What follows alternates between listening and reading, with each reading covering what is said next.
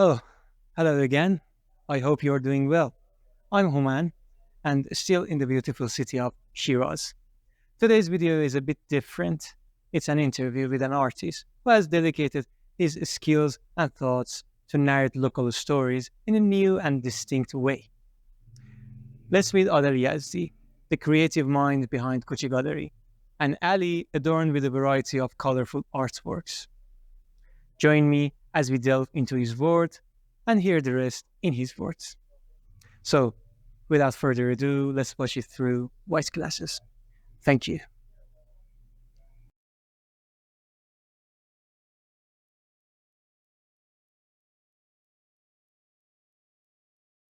بیاید از اول شروع کنیم از ریزش که اصلا چی شد که چی شد چی شد که این شکلی شدی ها. من پدرم نقاش بودن و یه دین خیلی بزرگی هم همیشه به گردن من دارم، به خاطر که مثلا منی که حالا 1 ساله بودم 2 ساله بودم رنگ و وسایل کنارم بود و من نقاشی میکردم، لذت می‌بردم از رنگ بازی و خب این خیلی مهم بوده توی تمام اتفاقاتی که بعدها میفته. تا 16 17 سالگی من یه نقاش رئالیست خیلی خیلی پرقدرت بودم، از اینایی که نقاشی‌ام با عکس مونه میزد توی جشنواره‌های حالا مختلف جوانان و نوجوانان و از این داستانا توی کشور یا حتی سطح آسیا مثلا مقام داشتم و میرفتم و میومدم و تپ تپ و کپ کپه برای خودم به هم زده بودم، یه ریز بچه. یه دوست فیلمسازی رو من باشون آشنا شدم، فیلمساز شیرازی هستن که اومدن تو نمایشگاه من و کارا رو نگاه میکردن. من تکنیکم اون وقتا آبرنگ بود و فقط مثلا برای یه کار قطعه کوچیک شاید 3 4 5 ماه مثلا زمان میذاشتم که یه آبشاری بکشم مثلا. دوست من اومدن تو نمایشگاه و حالا منم تو اوج دیگه چیز بودم دیگه، قدرت باور ذهنی نسبت به خودم که من یه اعجوبه خاصم، پسر 16 17 ساله. و توی نمایشگاه وقتی داشتن کارا رو میدیدن اومدن بعدش کنار من و گفتن که خیلی عالیه، آفرین، اینجوری اونجوری و اما تو فرقت با دوربین عکاسی چیه؟ من فرق میکنم، خیلی متفاوتم، من هنر دارم، من مهارت دارم. خب دوربین عکاسی هم همین کارا رو انجام میده، چه تفاوتی داری؟ اون زمان خیلی مقاومت کردم و شروع کردم از خودم دفاع کردن، ولی تو خلوت خودم خیلی ریختم به هم. راست میگن، من چه تفاوتی با دوربین عکاسی دارم، اونم داره همین کار رو انجام میده.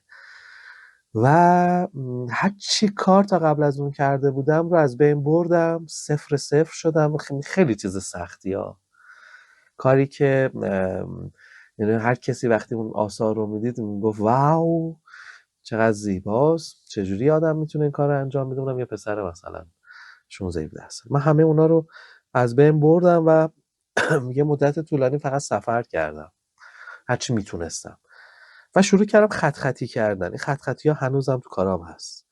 خط خطی کردم، نگاه کردم، فکر کردم و دنبال این گشتم که چیم. ماحصلش شد امروز من، یعنی چیزی که الان من دارم باش زندگی میکنم. و خیلی اتفاقات تو این سالا بوده، تحصیلات آکادمیک هنر بوده، نمیدونم فلان فلان فلان، ولی هیچ وقت اینا رو به عنوان یه نمیدونم داستان پررنگ خودم نگاه نمیکنم. من جستجوم یا هر چیزی که شدم همینجاست، یعنی پشت همین میز و تو اون کارگاهایی که قرار گرفتم، از سوال پرسیدن، از احساس کردن به چیزی که هی دنبالش گشتم که آره من میخوام اینو بگم و الی آخر.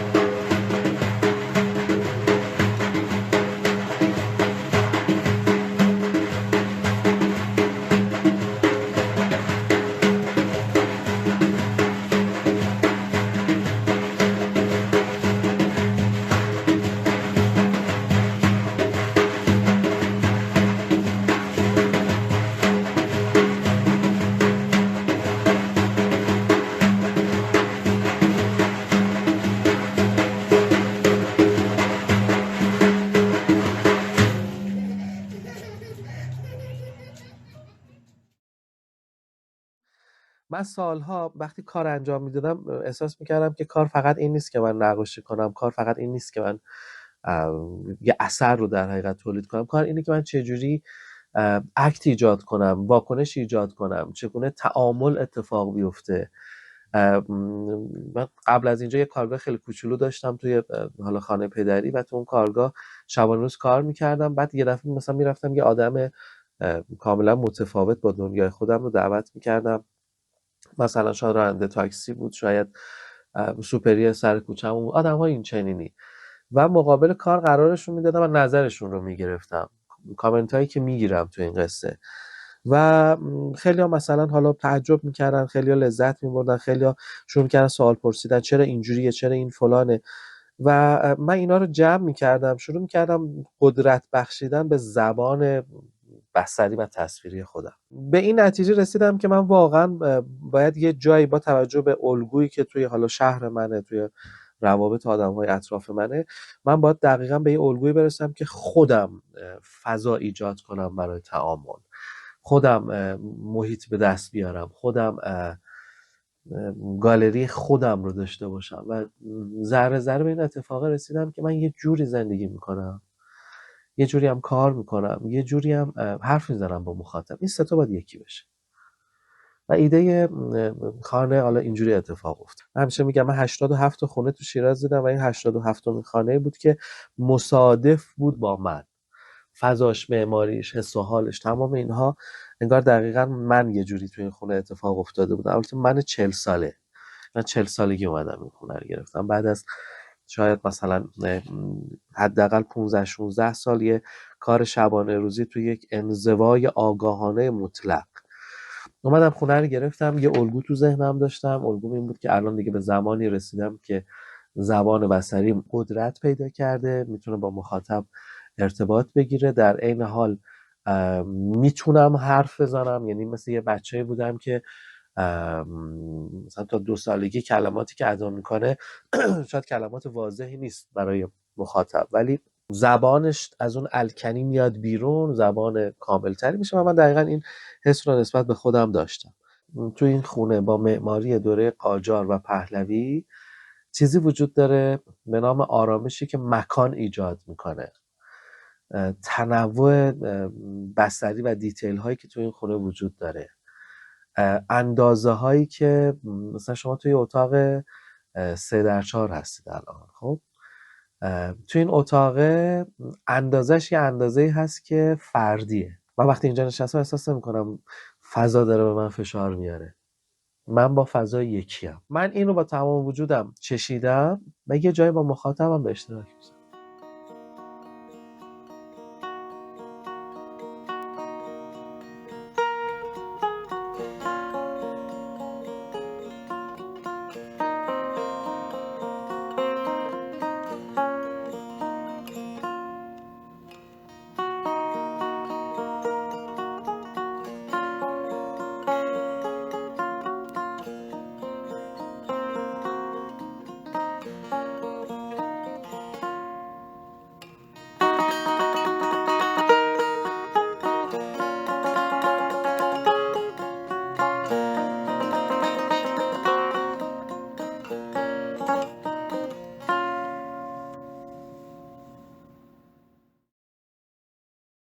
وقتی مثلا حالا یکم مثلا بی‌حوصله‌ام یا یکم شیطنتم گل میکنه، مثلا تو کوچه دارم میام، مثلا یه نفر میاد میگه ببخشید عادل یزدی خونش کجاست، مثلا در قید حیاتی، میگم نه ایشون شهید شده و مثلا اینجوری، و شروع کنم قصه ساختن. من نحوه شهادت ها و کشته شدن ها من فرق میکنه، هر سری یه چیز تازه است. یه بار خیلی جالب داشتم با آب و تاب تعریف میکردم نحوه شهادتش که آره مثلا اومده یه آدم رو اینجوری نجات بده و بعد اون لحظه نجات دادنش اینجوری شده فلان، که از همسایه رد شد و سلام آقای یزدی. بعد گفتم که من از نواهاشون هستم از خودش.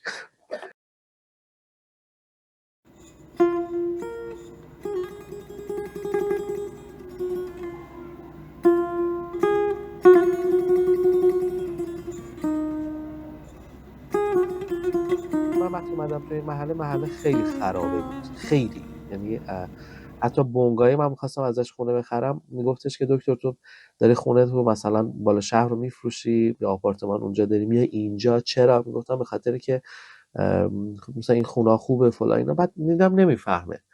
بعد بهش گفتم که خب اصلا من چیزم تو کار ضایعاتم، من میخوام آهن و ضایعات و اینا رو جمع کنم بریزم توی خونه. بعد میگه خب خونه گوده پایینه اونجا چی کار میکنه؟ گفتم یه دستگاهی ساختم اینجوری میاره مثلا فلزا رو بالا. این دلش میسوخت واقعا، یعنی احساس میکرد که من دارم یه کار خیلی اشتباهی رو انجام میدم.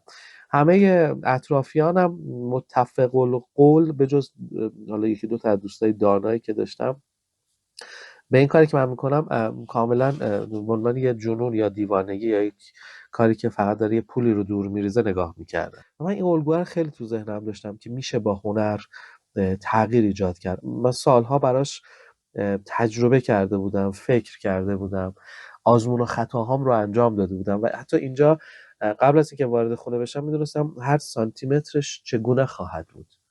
یعنی چیزی که خونه و من همدیگه رو پیدا کردیم دقیقا همین بود. یعنی من وقتی وارد خونه شدم خونه خرابه بود، ولی دقیقا متوجه شدم وقتی اینجا ساخته بشه اینجا این میشه، اینجا این میشه. من به تمام اون دیتیل ها حتی ثانیه به ثانیه فکر کرده بودم، براش آمادگی ذهنی داشته بودم. وقتی خونه تموم شد شروع کردم به محله و به اصطلاح تغییری که تو محله باید اتفاق بیفته فکر کردن.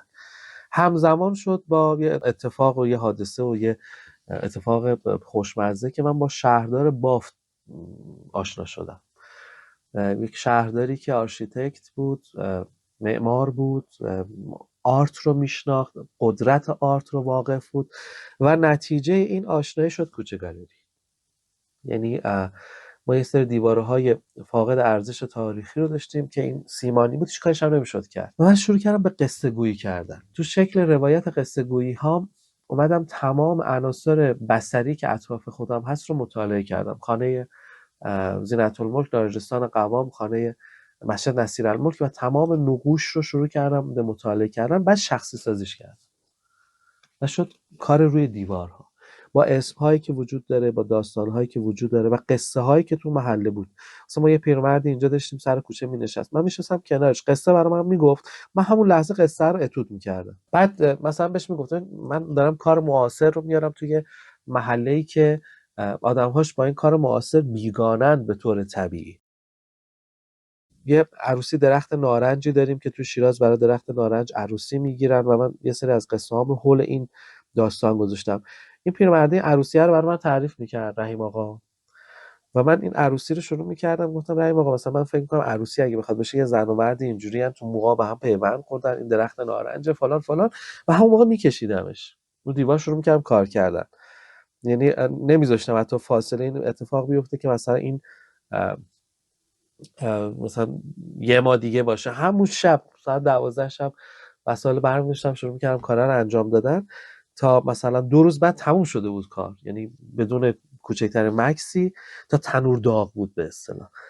بعد مثلا یه آدمی رد میشد میگفت آمو این چیه کشیدی اینجا؟ رحیم آقای پیرمرد میگفت تو درخت نارنج میدونی ننه بابات برات گفتن وقتی عروسش میکنن چه جوری میشه؟ واره این همونه. مردم به مرور اینو پذیرفتنش. چرا؟ چون از بطن خودشون بود. من اینجوری کار کردم، یعنی با این شکله. مخالف خیلی بودا، مثلا خیلی مثلا نه اصلا تو بافت تاریخی نباید تو اصلا پاتو بذاری.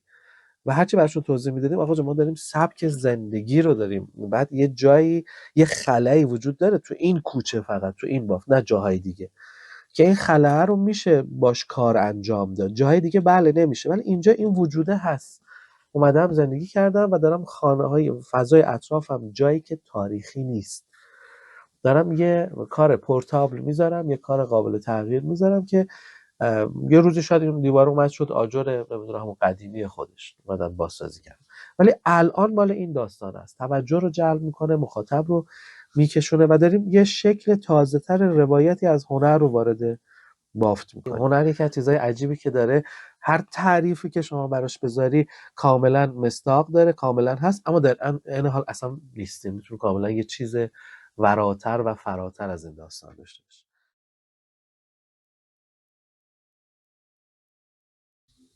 همه چیز خیلی داره عجیب غریب و با سرعت و متضاد پیش میره، خیلی.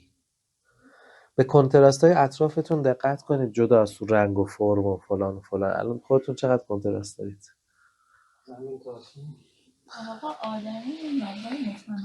بله، تناقض زمانی که به آگاهی میرسه میشه موسیقی، میشه هنر، میشه یه اثر زیبا، میشه ماندگاری، میشه شعر.